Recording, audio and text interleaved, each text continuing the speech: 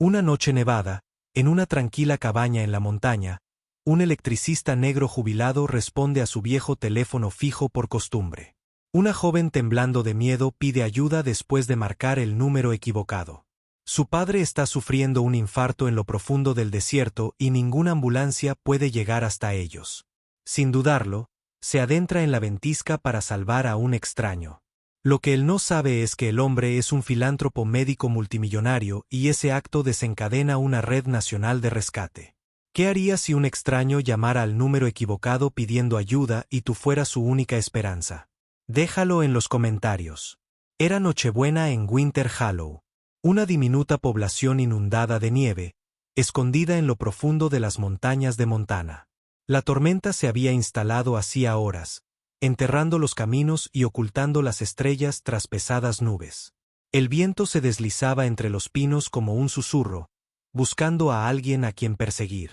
La mayoría de las casas estaban oscuras, salvo por el destello ocasional de la luz de las velas detrás de las ventanas esmeriladas, a excepción de una cabaña al final de East Ridge Road, donde una única lámpara brillaba a través de la blanca caída. Dentro estaba sentado Walter Langston, de 67 años, de hombros anchos a pesar de su edad, con la piel del color de la nuez curtida por el tiempo y manos como raíces de árboles viejos, gruesas, desgastadas y todavía firmes.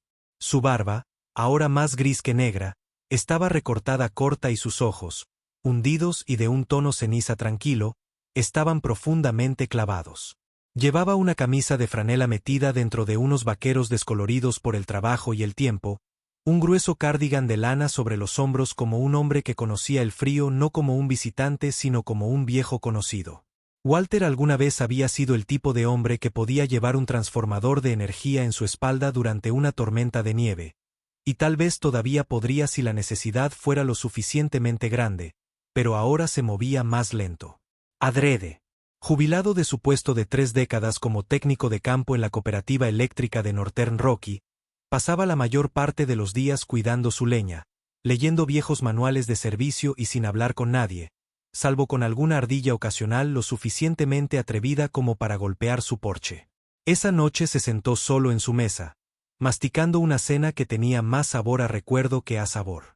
Pastel de olla recalentado, una lata de frijoles como acompañamiento y un vaso medio bebido de bourbon de barril. Tras él, la chimenea crepitaba a su alrededor. El silencio presionaba las paredes como la nieve contra el parabrisas. A él no le importaba el silencio. Hacía años que no lo hacía, pero cuando abrió el viejo álbum familiar y pasó a la foto de May, su difunta esposa, vibrante en lana roja, y su hija Carla, con nieve en sus trenzas, algo en él se conmovió. Entonces sonó el teléfono. El teléfono de disco sobre la mesa auxiliar, beige, pesado y fuera de lugar en cualquier otro siglo, rompió el silencio con su estridente grito. Walter lo miró fijamente. Ese teléfono no había sonado en semanas. La mayoría de la gente había olvidado que existían las líneas telefónicas fijas. Pero lo conservó, como una reliquia de su oficio, y tal vez por terquedad. Sonó de nuevo. Se levantó lentamente, el suelo crujió bajo sus pies enfundados en calcetines, y lo recogió. Residencia Langston, dijo en voz baja y áspera. Hubo una pausa, luego una repentina oleada de respiración, luego pánico. ¿Es esto, por favor? ¿Es este el operador de emergencias de Silver Ridge? Por favor, mi papá. Él no está respirando bien. Creo que está sufriendo un ataque al corazón. No pude hacer funcionar mi teléfono y este número estaba escrito en una factura vieja. Pensé que era una línea directa. Por favor, no cuelgues. El agarre de Walter sobre el receptor se hizo más fuerte. La voz pertenecía a una mujer joven, agotada, sin aliento, apenas resistiéndose. Abrió la boca para decirle que tenía el número equivocado. Pero luego dijo la dirección. Camino Hueco de Alces. Más allá del antiguo cruce del arroyo. La cabaña con el porche torcido. Walter conocía ese camino. Ninguna ambulancia llegaría en medio de esta tormenta. No rápidamente. Quizás no del todo. ¿Hace cuánto tiempo empezó? Preguntó, con la voz afilándose como un viejo cuchillo que recupera su filo. 10, 15 minutos. Se está desvaneciendo. Oh Dios, por favor. Walter se apartó del teléfono y se dirigió hacia el perchero. Envuélvalo en mantas. Manténlo en posición vertical. Estaré allí lo más rápido que pueda. Espera. ¿Quién eres? Colgó antes de contestar porque no importaba. En el siguiente instante, se puso sus botas, cerró la cremallera de la parca de lona alineada con el polar y metió una linterna y un botiquín médico en su vieja bolsa de lona. Afuera la nieve llegaba hasta los tobillos y seguía cayendo. Pero Walter Langston, de 67 años, solo, olvidado y fuera de servicio hacía tiempo, ya estaba retrocediendo con su oxidada camioneta Ford por el camino de entrada, con las cadenas resonando en los neumáticos y los faros delanteros cortando la tormenta como una promesa. Él no era médico, no era un héroe, pero había oído una voz en la oscuridad, y eso fue suficiente. El camino para salir de Winter Hollow fue peligroso. La nieve caía en capas densas y silenciadoras, borrando el camino por delante y el mundo por detrás. Walter agarró el volante con ambas manos. La calefacción del camión resoplaba contra el frío que se filtraba por cada grieta de la cabina. Los faros del coche captaron los copos en el aire como si fueran miles de pequeños fantasmas, cada uno de ellos susurrando, «Regresen», mientras desaparecían en el parabrisas. Pero Walter no se inmutó. Su aliento empañó el cristal. Sus nudillos se pusieron blancos contra el volante envuelto en cuero, y el viejo Ford rugió montaña arriba como si recordara para qué había sido construido. La carretera Elk Hollow no fue arada. Él esperaba eso. Nunca lo fue, a menos que alguien muriera. Puso el camión en tracción en las 4 ruedas, y los neumáticos se hundieron en la nieve como un perro viejo que se niega a tumbarse. Pasó el arroyo congelado, el puente se hundía bajo el peso de los años, y tomó la curva donde los árboles se inclinaban demasiado cerca, como si escucharan. Sus faros rozaron el borde de un buzón enterrado hasta el cuello en blanco. Ruiz apenas visible bajo una capa de hielo. Apagó el motor. El silencio regresó, interrumpido únicamente por el tic-tac del motor enfriándose y el susurro de la nieve cayendo. La cabaña se encontraba encorvada bajo la tormenta, con una tenue luz en el porche parpadeando como un latido a punto de detenerse. Walter agarró su bolso, avanzó crujiendo por el camino helado y golpeó con fuerza. Un momento después, la puerta se abrió y apareció una mujer con pantalones de pijama de franela y una sudadera con capucha. Su rostro estaba pálido y enrojecido por el pánico, los ojos rojos, el cabello oscuro pegado a sus sienes. Era joven, de unos 20 o 30 años quizás, pero su expresión parecía más vieja que la tormenta. ¿Eres tú el despachador?, preguntó, agarrando el borde de la puerta como si fuera lo único que la sostenía. Walter meneó la cabeza. No, señora. Me llamo Walter Langston. Se equivocó de número. Sus labios se separaron confundidos y la respiración se le quedó atrapada en la garganta. Pero viniste de todos modos. Dije que lo haría. Él pasó junto a ella sin esperar más preguntas. Dentro de la cabina olía a humo de madera, a pánico y al leve matiz metálico del miedo. La sala de estar había sido desmantelada. Mantas por todas partes.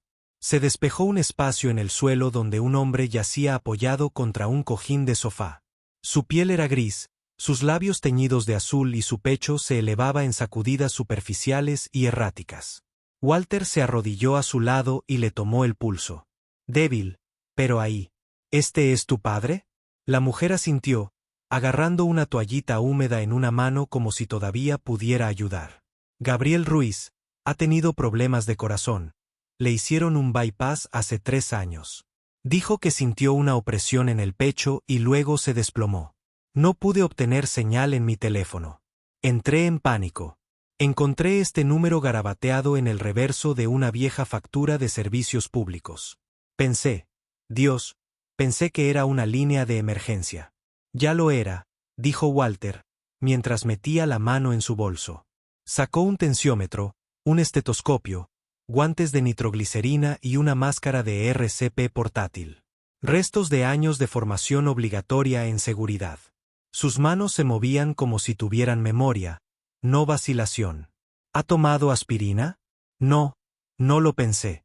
Walter le arrojó la botella que le había sacado a su propio hijo. Mastica uno y póntelo debajo de la lengua.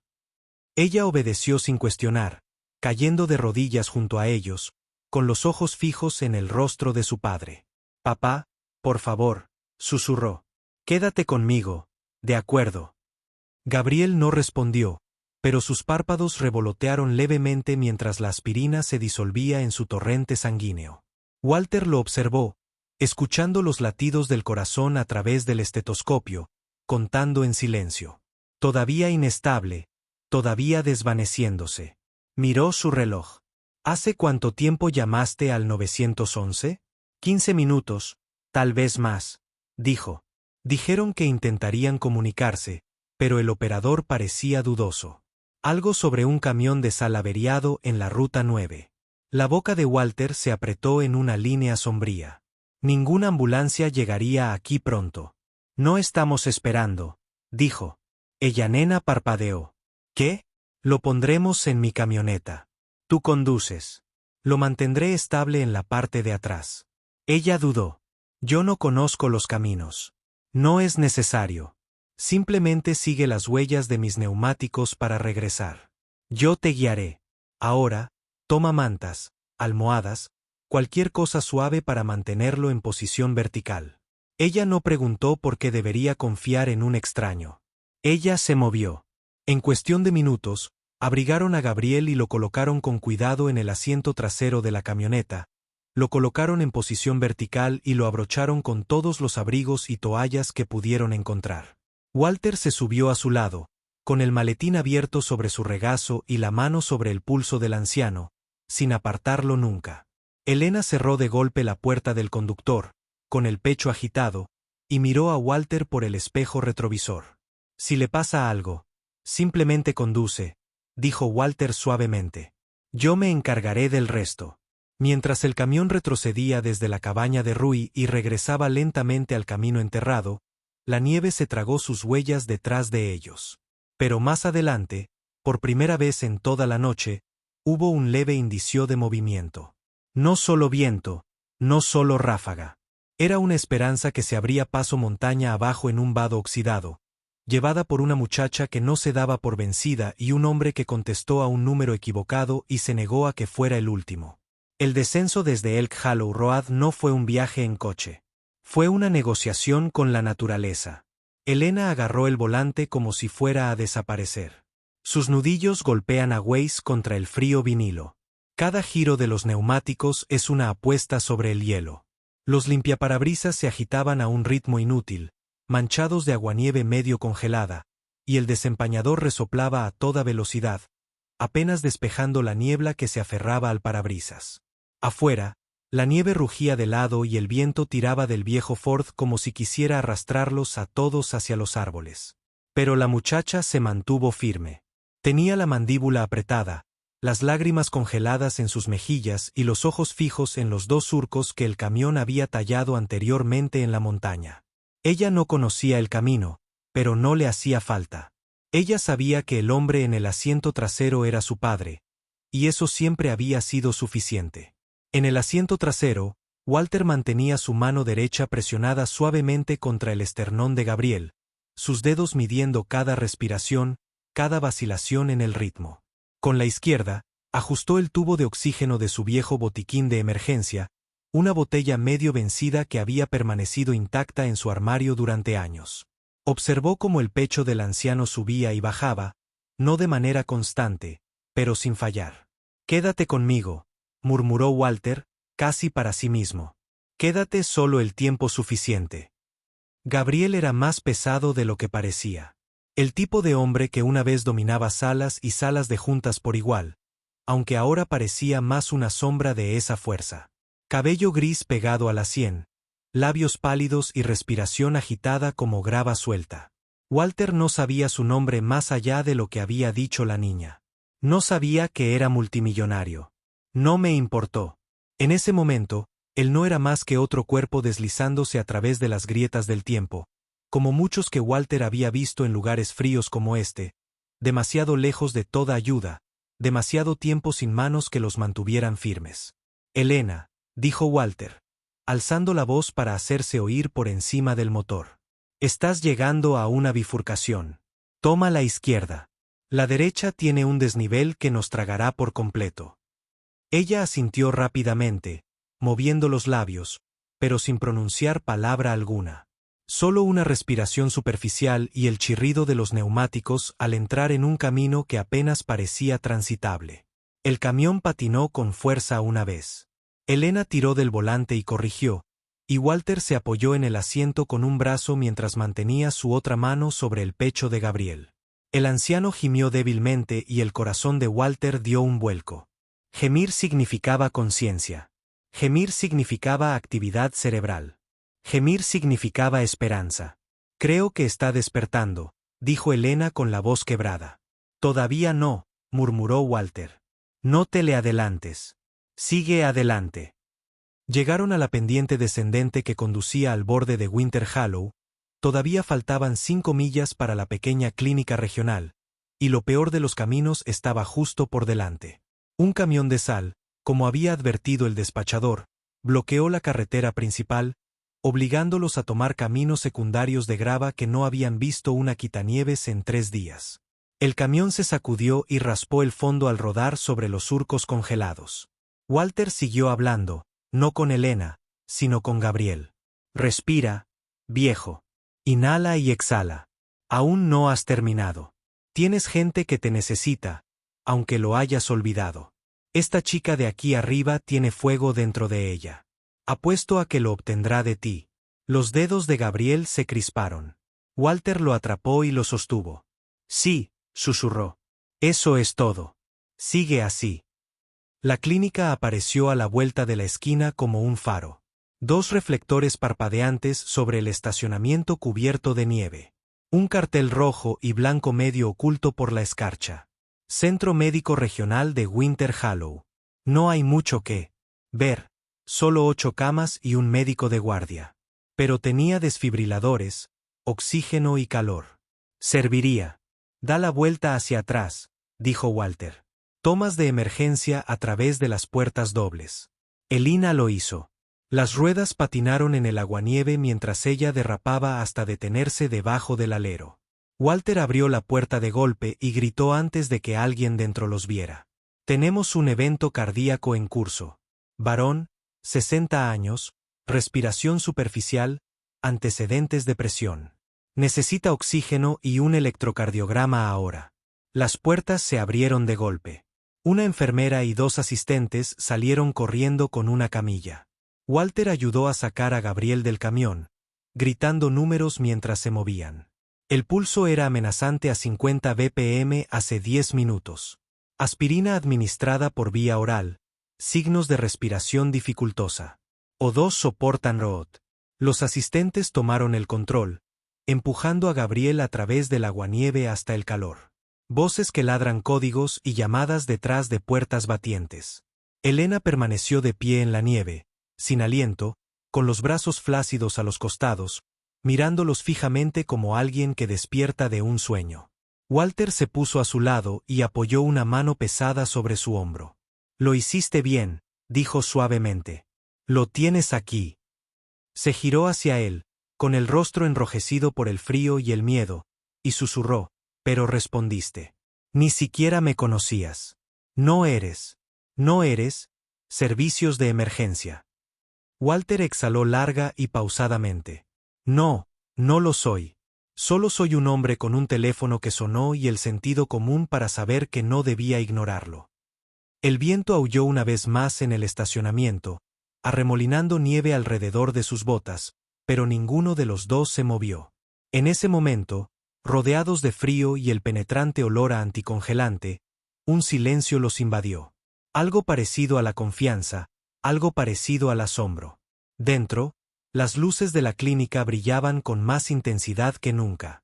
La sala de espera del Winter Hollow regional no era más que 4 sillas desparejadas, una cafetera de principios de los 90 y una pila de revistas que no habían visto nuevas portadas desde que la gasolina estaba a menos de $3 el galón. Las paredes estaban pintadas del color de la avena. Las luces fluorescentes zumbaban débilmente arriba, y la calefacción del rincón funcionaba con la fuerza justa para mantener la habitación tolerable, no cómoda. Walter se sentó, encorvado hacia adelante en una de las sillas de plástico, con los antebrazos apoyados en las rodillas y los dedos entrelazados, mirando al suelo como si contuviera todas las respuestas que no sabía cómo pedir. Frente a él, Elena caminaba en filas lentas e irregulares, abrazándose, con la sudadera empapada, y los ojos moviéndose rápidamente hacia las puertas batientes cada vez que se movían, aunque fuera 1 centímetro. La enfermera había recogido a su padre hacía más de 1 hora. No habían sabido nada desde entonces. La voz de Elena, cuando finalmente habló, fue apenas un susurro. ¿Crees que estará bien? Walter levantó la vista lentamente. Sus ojos estaban tranquilos, pero cansados. El tipo de cansancio que viene de décadas viendo cómo todo se desmoronaba justo fuera del alcance de la ayuda. Está en el mejor lugar posible ahora mismo, dijo, y llegó allí, respirando. Eso cuenta mucho. Se sentó a su lado, con los hombros hundidos como si su columna se hubiera rendido, intentando mantener la compostura. No tenías que hacer nada de esto. No, dijo Walter. No lo hice, dijo en voz baja. Ella lo miró, sin acusarlo, solo buscando. ¿Por qué lo hiciste? Walter pensó en eso.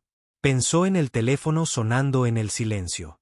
En cómo su voz se había quebrado a través de sus paredes como el agua a través de una tubería congelada. Pensó en los años que había pasado sin hacer nada más que sobrevivir.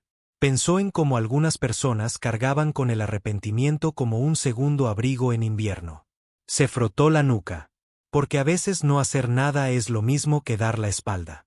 Y ya he tenido suficiente de eso en esta vida. Las puertas se abrieron entonces, y ambos se pusieron de pie de un salto. Una enfermera entró en la habitación, portapapeles en mano, con el rostro indescifrable. Los miró a ambos. ¿Eres la hija? Elena asintió, con la boca demasiado seca para hablar. Tu padre está estable. Está consciente. Respondiendo, le pusimos oxígeno, le hicimos un electrocardiograma y le dimos nitro. Tenía una infarto moderada, pero lo trajisteis justo a tiempo. Si hubieras esperado más.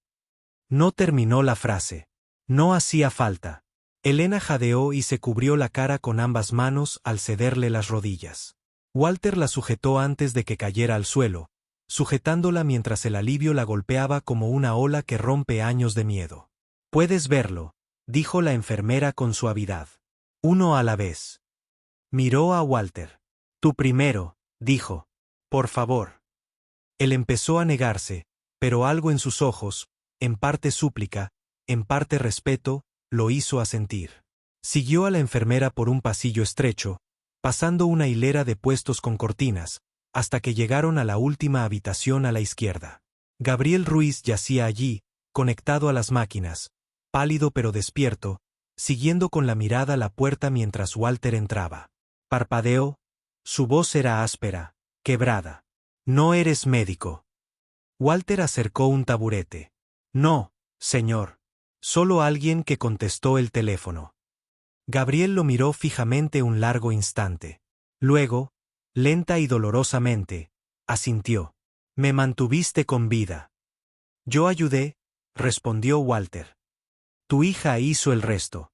La boca de Gabriel se curvó en algo que podría haber sido una sonrisa. ¿Sabes quién soy? No. Walter juntó las manos. No cambia lo que hice. La mirada de Gabriel se detuvo. Había una agudeza en sus ojos, atenuada por la medicación, pero no desaparecida. La clase de agudeza que Walter había visto en hombres que hacían que las cosas sucedieran, hombres que construían imperios o los arrasaban. La mayoría de la gente no habría venido, dijo en voz baja. No por un desconocido. No en esa tormenta. Walter se encogió de hombros. No eras un extraño para tu hija. Eso fue suficiente.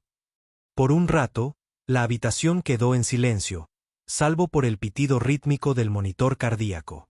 Entonces Gabriel volvió a hablar, más despacio esta vez. ¿Cómo te llamas? Walter Langston. No lo olvidaré. Walter se puso de pie. No los necesito. Asintió con firmeza. Mejórate. De vuelta en la sala de espera, Elena levantó la vista y Walter le hizo un gesto de aprobación con el pulgar. Pasó corriendo junto a él, rozándole el brazo brevemente en un silencioso agradecimiento, y desapareció por las puertas. Walter salió. La nieve se había reducido a una suave nevada, de esas que se amontonan sin sentido. Su camioneta estaba cubierta de sal y escarcha bajo la tenue luz de una farola del aparcamiento. Se quedó allí un rato, respirando el aire frío, dejando que le llenara los pulmones y congelara algo interior que había empezado a descongelarse. No tenía ni idea de quién era realmente Gabriel Ruiz, ni de que su nombre se pronunciara en salas de juntas de todo el país, ni de que el hombre al que acababa de ayudar había firmado cheques multimillonarios para redes hospitalarias y sistemas de telesalud en comunidades rurales. Solo sabía que un hombre había estado muriendo en las montañas y ahora no. Y para Walter Langston en esta Nochebuena, eso era suficiente. Era una semana después de Navidad cuando llegó la carta. Walter la encontró metida entre un catálogo de semillas y una factura de calefacción en su buzón oxidado, el sobre grueso y blanquecino, su nombre escrito con una letra afilada y deliberada. Sin remitente, solo un sello dorado estampado en la parte posterior, limpio, grabado, caro. La hojeó lentamente, sin saber si abrirla o tirarla directamente a la estufa de leña. La curiosidad lo venció. Dentro había un membrete doblado, impreso en papel fino, de esos que no se arrugan, solo se doblan con dignidad. En la parte superior, oficina del fundador de Ruiz Ealt Systems. La carta era breve, directa y completamente fuera de sintonía con la vida tranquila a la que Walter se había retirado. Le agradecía formal y sinceramente su extraordinario acto de valentía y compasión. Explicaba con mínimos detalles que Gabriel Ruiz se había recuperado por completo y ahora estaba en su casa en California. Y le ofrecieron un billete de avión, en primera clase, sin límite de tiempo, a San Francisco, donde se celebraría una recepción privada en honor a Walter en la sede de la RHS. Habría prensa, cámaras, discursos. Querían llamarlo el hombre que respondiera. Walter dejó la carta y la contempló un buen rato. La nieve del exterior se arremolinaba junto a su ventana en perezosas espirales. Se preparó un café, lo bebió solo y releyó la carta 3 veces. Luego la dobló, la volvió a meter en el sobre y la deslizó bajo un fajo de billetes en la encimera de la cocina. No fue. No entonces. En cambio, pasó el año nuevo cortando leña, arreglando el eje de su camioneta y siguiendo con sus rutinas como si el mundo más allá de Winter Hollow no tuviera nada que ver con él. Pero la carta se le quedó grabada en la mente como una astilla demasiado profunda para alcanzarla. No necesitaba reconocimiento. No lo había hecho por eso. Pero algo en la forma en que Alina lo había mirado, como si hubiera alterado la trayectoria de su mundo, seguía presionando contra. El silencio. 3 semanas después, llegó otro sobre. Este más delgado, escrito a mano de nuevo. Elena. Le contó sobre la recuperación de su padre, sobre los médicos que la llamaron un milagro de la sincronización, sobre los terapeutas, los monitores y los análisis de sangre. Pero sobre todo, escribió sobre el propio Gabriel. Cómo había cambiado. Cómo ahora se sentaba junto a la ventana en lugar del escritorio. Cómo hacía más preguntas de las que respondía.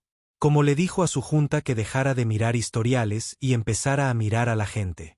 Sigue diciendo tu nombre, escribió. No entiende por qué alguien como tú haría lo que hiciste. Sigo diciéndole que esa es la pregunta equivocada. La pregunta correcta es por qué más gente no lo hace. Terminó la carta con una invitación. Sin presión, solo una pregunta más. Ven a visitarnos. Sin escenario, sin cámara, solo nosotros. Walter tampoco respondió a esa. No en el papel, pero hizo la maleta.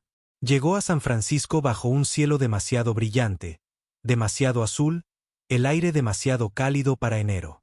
Un coche lo esperaba en la terminal, elegante, negro, silencioso por dentro. El conductor no habló, solo asintió y lo condujo cuesta arriba por una colina sinuosa que terminaba en un edificio de cristal y acero. Se encontraron en una habitación soleada, con amplios ventanales que daban a la bahía, y la ciudad se extendía abajo como un mosaico. Gabriel estaba sentada en una silla de ruedas cerca del cristal, con una manta sobre las piernas de él. Parecía mayor ahora, más lento, pero su mirada era más aguda que nunca. Elina estaba de pie junto a él, y al ver a Walter, sonrió como quien ve cómo una historia se cierra en círculo. «Señor Langston», dijo Gabriel con voz débil pero firme. «Esperaba que viniera». Walter asintió una vez. No se sentía bien ignorando una segunda llamada. Gabriel rió entre dientes y el sonido fue sorprendentemente suave. «He construido sistemas toda mi vida», dijo. «Redes, hospitales, infraestructura. Pero nunca entendí el valor del personal de primera respuesta hasta que me convertí en el que esperaba». Señaló la mesa junto a él. En ella había una carpeta sencilla y sin adornos con el nombre de Walter impreso en la pestaña. «Estamos lanzando una nueva iniciativa», continuó Gabriel. «Se llama Emergency Hands, una iniciativa de voluntarios. Un programa que identifica a personas capacitadas en zonas remotas, bomberos, técnicos de emergencias médicas jubilados, linieros, gente como tú. Les damos kits, cursos de actualización y teléfonos satelitales que evitan la cobertura estándar. Serías la cara visible si quisieras». Walter miró la carpeta, luego a Gabriel. «No me siento cómodo con los discursos». «Nada de discursos», dijo Gabriel. «Solo regalos». Walter reflexionó sobre ello. Miró por la ventana, donde la luz danzaba sobre la superficie del agua, allá abajo. «Lo pensaré», dijo. Pero más tarde, cuando regresó a su habitación de motel y abrió la carpeta, encontró algo más dentro. Una escritura, un juego de llaves, una foto. Era su cabaña real fotografiada desde arriba por un dron, y junto a ella, planos de renovación, aislamiento reforzado, una estufa de leña moderna, plomería nueva, paneles solares para energía de emergencia. La escritura había sido transferida a su nombre, sin gravámenes. No había carta, ningún mensaje grandilocuente, solo la discreta firma de un hombre que entendía que la gratitud, cuando se expresa bien, no necesita ser vociferante. Walter se sentó, pesadamente en el borde de la cama del motel, con la carpeta en el regazo. Miró las llaves, pesadas en la palma de su mano. Por primera vez en mucho tiempo, no se sentía solo como un hombre que solía importar. Se sentía visto, y de alguna manera eso significaba más que todos los titulares del mundo. La cabaña no parecía la misma cuando Walter regresó a Winter Hollow, y sin embargo lo era, como un lugar que se esforzaba por no delatar el hecho de que había sido tocado por algo bueno. El camino de grava había sido nivelado, el porche derruido reemplazado por madera maciza. La puerta principal estaba recién pintada de un verde cálido y profundo que le recordaba a las agujas de pino después de la lluvia. Los escalones crujientes ya no crujían bajo su peso, y las ventanas, ahora con doble acristalamiento, reflejaban la nieve en lugar de filtrar el frío a través de cristales finos como el papel. Pero dentro aún olía a cedro y leña vieja, y la silla del rincón aún conservaba la forma de su cuerpo de todos esos largos inviernos leyendo libros que nadie más quería pedir prestados. Las renovaciones se habían hecho con discreción, con respeto. Nada ostentoso. La estufa de leña era nueva, pero de hierro fundido, como debía ser. Las encimeras de la cocina ya no estaban agrietadas, pero los frascos de conservas del estante permanecían intactos. Había una radio en el alféizar de la ventana, una de verdad con perillas, y alguien incluso había dejado una lata de su tabaco de pipa favorito, aunque no había fumado en años. Walter estaba de pie en la puerta de lo que solía ser un rincón de almacenamiento con corrientes de aire, y ahora era un modesto estudio, con escritorio, estantes y una silla de respaldo alto frente a una ventana que daba a la cima. La escritura estaba en un cajón, las llaves colgaban de un gancho. No necesitaba recordatorios. Esto era suyo. Pero no fue la cabaña lo que lo cambió. Fueron las cartas. Empezaron a llegar a mediados de febrero. Mecanografiadas, escritas a mano, a veces con lápiz, con matasellos de pueblos de los que nunca había oído hablar. Willow Lake, Dry Creek, Ember Hollow, Northridge Plans, de hombres y mujeres que habían leído sobre él en algún momento de las noticias o habían oído hablar de alguien que conocía a alguien que conocían la historia. Mineros jubilados, madres solteras, bomberos voluntarios, maestros de escuela con trabajos extra para mantener la luz. Personas que también habían escuchado una llamada en la oscuridad. Quizás no literal, quizás no tan dramática, pero real, aterradora y profundamente solitaria. Un hombre de Utah escribió: solía pensar que nadie vendría si llamaba. Ahora pienso que tal vez alguien lo haría. Ese alguien podría ser yo. Una mujer de una zona rural de Nebraska dijo: mi esposo falleció el invierno pasado esperando una ambulancia que nunca llegó. Me inscribí en el curso de primeros auxilios en la ciudad la semana pasada. No es demasiado tarde para ser útil. Walter leyó a todos, los archivó en cajas etiquetadas como norte, sur desconocido. Construyó un estante solo para ellos. Y cuando llegó por correo el primer kit de entrenamiento de manos de emergencia, compacto, duradero, cuidadosamente empaquetado con un manual que él mismo ayudó a editar, lo abrió con reverencia. No era mucho, pero era más que nada. Para la primavera, el programa tenía nombres, personas reales registradas, capacitadas, dispersas en condados que nadie mapeaba correctamente. Un chico de los Apalaches que arreglaba cortadoras de césped y sabía cómo usar un torniquete. Un exmédico del ejército que vivía en su camioneta en el este de Oregón. Una abuela que enseñaba RCP a las señoras de su iglesia y llevaba un buscapersonas satelital en su bolso. La red creció como un micelio, silenciosa, invisible, resistente. Y Walter, él no se convirtió en portavoz. No le gustaban los micrófonos, ni los trajes, ni los temas de conversación. Pero cada 3 meses, regresaba a San Francisco, se sentaba con Gabriel en esa misma habitación soleada y contaba historias, compartía notas, tomaba café fuerte, mientras Elena dirigía la logística en una pizarra más grande que las paredes de su cabaña. No lo necesitaban para dirigir el programa, pero sí para recordarles por qué importaba. Él era el ancla, la chispa inicial, el hombre que respondía, y así la vida volvió a cobrar ritmo, pero diferente. La tranquilidad aún llenaba sus mañanas, pero ahora era la que seguía al significado, no al vacío. Cortaba leña, preparaba café, recorría el sendero de la cresta con un nuevo brío. Los lugareños empezaron a pasar, no a menudo, pero sí lo suficiente. A veces para preguntar por equipo, a veces solo para estrecharle la mano.